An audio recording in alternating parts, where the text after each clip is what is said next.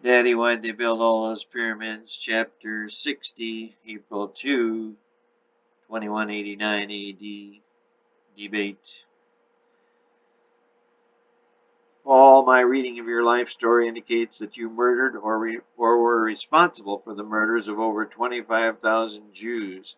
That is, before your so-called conversion on the Damascus Road.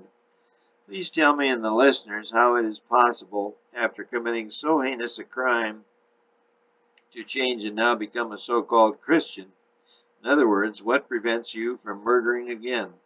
My philosophy books say once a murderer, always a murderer. Yes, Paul, let's hear your answer to this question, Alexander said mockingly. Abe held up his hand.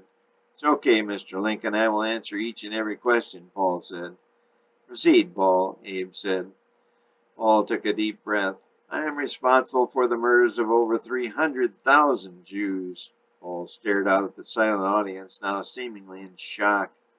Soon there rose an undercurrent of boos and jeers. This carried on for some 10 minutes. Up in Evil Inc. headquarters of New Eden, everyone was clapping and cheering. They knew they had Paul on the ropes, and they knew Alexander would earn his title and be great today. Over on New Jerusalem Pyramid, those in Good Corps headquarters who knew this was coming were all silently rooting and praying for Paul. They did not know how he would or even could answer such a question. Abe finally got the din of booing to quiet. Alexander actually assisted. He too knew he had Paul on the ropes and wanted to see himself destruct. Paul took another deep breath and then pressed on. The division I commanded, the 38th, was responsible for controlling the Jewish population in Judea. In our council meetings, we discussed many options. The Jewish population was becoming too large to control. Each family would have 9 or 10 children, and I and my staff realized above all that there would never be enough food to sustain the increasing population. We enslaved the strongest, but could only feed so many. The rest would have to be eliminated somehow. Eliminated? Alexander interrupted.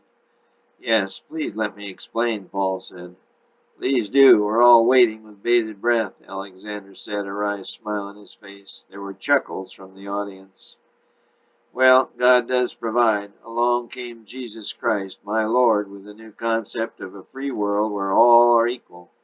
And of course, the oppressed Jewish population bought into this lock, stock, and barrel.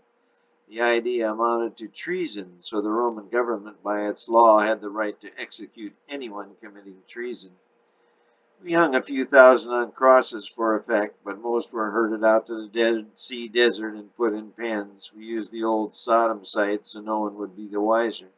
Once they starved to death, we just cremated them. Few to this day know this truth.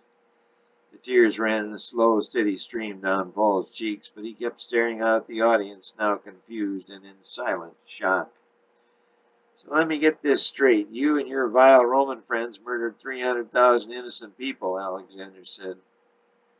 Yes, I did, Paul said. Then God stopped you on some road, intervened, and forgave you of 300,000 murders, and now you're a Christian, a hero. Boy, if your God promotes that kind of person to power, then I sure as shoot and want to follow him. How about you, world? Alexander said derisively. The booing directed at Paul was even louder than before. After it subsided, Alexander continued. I suppose women and children were spared in this camp, he said. No, Paul said. The booing and yelling now resumed.